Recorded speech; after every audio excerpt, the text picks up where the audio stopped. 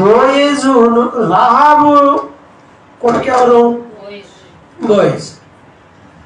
Next generation వెంటనే బోయేజు రూతునందు ఓబేదును కనెను. Next వాళ్ళ కోడలే. అత్తకు చరిత్ర ఉంది, కోడలకి ఇంకా పెద్ద చరిత్ర ఉంది. ఈమెవరు? ఎవరు కోడలు అసలు? రూత్ ఎవరు కోడలు? నయోమి కోడలు. ఎవరు కోడలైంది ఇప్పుడు? మళ్ళీ రాహాబు కోడలైపోయింది. ఈమె కూడా విడో అయింది. ఈమె జీవితం కూడా సర్వనాశనం అయిపోయింది. ఇద్దరు అన్నదమ్ములు చచ్చిపోయారు, ఇద్దరు కోడళ్ళు వచ్చారు, ఇద్దరు కొడుకులు చచ్చిపోయారు, పిల్లలు చచ్చిపోయారు. ఇలా జరిగితే వెంటనే ఇంట్లో ఏమంటారు? ఏమొచ్చింది? మొత్తం పోయింది. ఏమొచ్చాక మొత్తం పోయింది. వచ్చింది, అన్నీ వచ్చినాయి. కష్టపడితే దేవుని దయ ఉంటే నీ కాలు పెడితేనో కొన్ని పరిస్థితులు ఉంటాయి. యాకోబుని బట్టి దేవుడు వాళ్ళ మామగారి కుటుంబాన్ని దీవించాడు. కొంతమందికి అది ఉంటుంది. ఆశీర్వాదకరమైన జీవితం.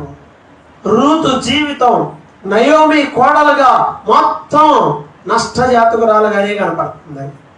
మా క్యారెక్టర్ తను జాగ్రత్తగా కాపాడుకుంది. అత్తని విడిచిపెట్టకుండా.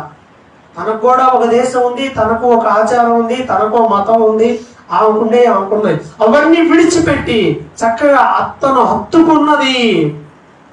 ప్రార్థనకి వెళ్తా కూడా అత్తను హత్తుకునే వాళ్ళు ఎవరు? ఎవరినంటే మా అత్త మంచిది కాదండి. మంచిది కాదు. మరి నువ్వు? మీ అత్త మంచిది కాదు, నీ మంచితనం అన్న చూపించాలి కదా. ఊరకా మీరు అంటుంది కాబట్టి నేను కూడా ఇలా అనేసానండి. ఇక తేడా ఏముంది? మంచిదాని దగ్గర మంచిదానిలాగా ఉండడం పెద్ద విషయం ఏం కాదు కదా. మంచోళ్ళ దగ్గర ఎవరైనా మంచిగానే ఉంటారు. అలా కాదు, వాక్య సంబంధమైన ఖచ్చితంగా చూపించాలి. అమ్మో మీకు తెలియదులేండి, నాకు తెలియకపోవచ్చు, దేవునికి తెలుసు.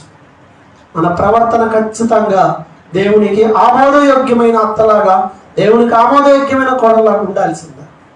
అలా ఉండింది చరిత్రలో. ఎవరు అలా చేయరు. సొంతంలో ఉంటారే కొంతమంది. అత్త ఆమె ఇది మేనరకం అంటారు చూసారా, ఆ టైప్. అమ్మమ్మ ఆమె, అత్త ఆమె, ఇట్లాంటి వాంటెడ్ రిలేషన్స్ ఉంటాయి. చాలా మంది ఎందుకు అలా చేసుకుంటారంటే, ఈ అమ్మాయి అయితే మా అమ్మాయిని రా మనల్ని చూసిద్దా. అసలు ఎవరిని చూడటానికి చేసుకోవాల్సింది? ఈ అమ్మాయి అయితే చూసిద్దిరా, ఆ అమ్మాయి అయితే చూడదురా. చూడకపోవటం వీటి మీద అంటే వీళ్ళు అనుకుంటారు బ్లడ్ రిలేషన్ అయితే చూస్తారులే అనేది. అది కూడా నిజమే. నిజం కాకపోతే ఎవరు ప్రాక్టికల్గా పనులు చేయరు. అయితే అందరూ అలాగే ఉన్నారు. సో కొన్ని సందర్భాల్లో ఒకవేళ అలాంటి వాళ్ళైనా ఏమన్నా దూరం పెడతారేమో, కానీ దేవుని నమ్మిన వాళ్ళ క్యారెక్టర్ వేరింది. అంతే, పర్ఫెక్ట్గా ఉండాలి. వాళ్ళు ఫెయిల్ అవ్వచ్చు కానీ మనం ఫెయిల్ అవ్వకూడదు. ఆప్షన్స్ అన్నీ ఉన్నాయి రూత్కి వెళ్ళిపోవడానికి. అసలు అత్తే ఆప్షన్ ఇచ్చింది, వద్దులే అమ్మ వెళ్ళిపోమ్మా. ఇంకా అత్త నాకు ఇంకేమొక బాధ ఏముంది. అయినా నువ్వు వెళ్ళమన్నా నేను వెళ్ళను. అసలు ఆమె డెసిషన్ ఋతు గ్రంథంలో 1వ అధ్యాయంలో ఆమె నిర్ణయం గొప్పది. అత్తని వెంబడించింది, హత్తుకున్నది, ఇక విడిచిపెట్టలేని పరిస్థితి. క్యారెక్టర్ కాపాడుకుంది. పొలంలో పరిగేరుకొని విధవరాలైనప్పటికీ అందరూ వదిలిపెట్టిన ఏరుకొని బ్రతికింది. పనికి వెళ్ళి అందరిలాగా కూలి కూడా చేయరా, వదిలేస్తారు. కొంతమంది పేదలకి, విధవరాళ్ళకి, వేరే దేశంలో వాళ్ళు బతికే వాళ్ళు. కానీ లాస్ట్ చివరిలో, పంట చివరిలో కొంత ఉంటుంది, మళ్ళాగా చివరి దాకా లాక్కోండి వాళ్ళు వదిలేస్తారు. పానీలు ఎవరన్నా పరిగా అవి ఏరుకొని బతుకుతుంది, వదిలేసింది. ఆ ఓనర్ ఎవరై అంటే ఈ రాహాబు కొడుకే. ఆయన మంచోడే. పోనీలేరా పాప అమ్మాయి పరిగెత్తుకొని బతుకుతుంది అని పనులకు చెప్పాడు. కొంచెం వదిలేయండి కావాలని. పాప అమ్మాయికి ఉండదు, దయ పొందింది, క్యారెక్టర్ను కాపాడుకుంది. ఏ స్థాయికి వెళ్ళిపోయిందంటే ధర్మం ఉందిగా, బలి ధర్మం, ఉన్న ధర్మం, ఇట్లా ధర్మాలు నడుస్తున్న రోజులని.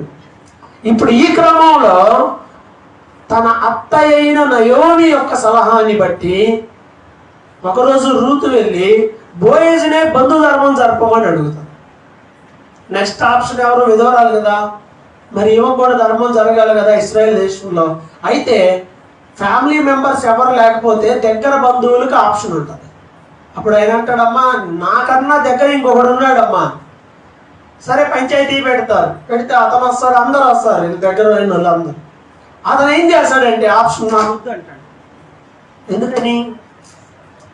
రూతును అతను అంగీకరించకపోవడానికి రీజన్ ఏంటంటే శనీశ్వరాలు అనుకుంటున్నాడు.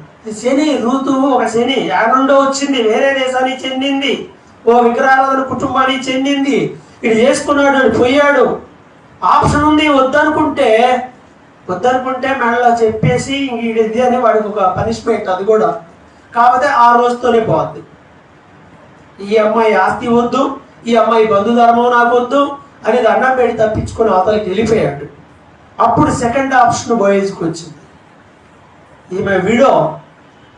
బోయేజ్కి అప్పటికి ఇంకా పెళ్లి కాలేదు. బోయేజ్ రిచ్ పర్సన్, మామూలు సౌండ్ కాదు. అది అసలు ఆయన పొలంలో పరిగెరుకున్న అమ్మాయి ఈ అమ్మాయి.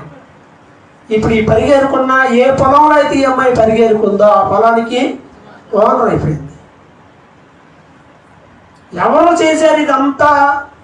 దేవుని చేతిలో దేవునికి భయపడే జీవితాన్ని తను కలిగి ఉండడం ద్వారా దేవుడు ఆమె స్థితిగతులను దేవుడు మార్చేశాడు.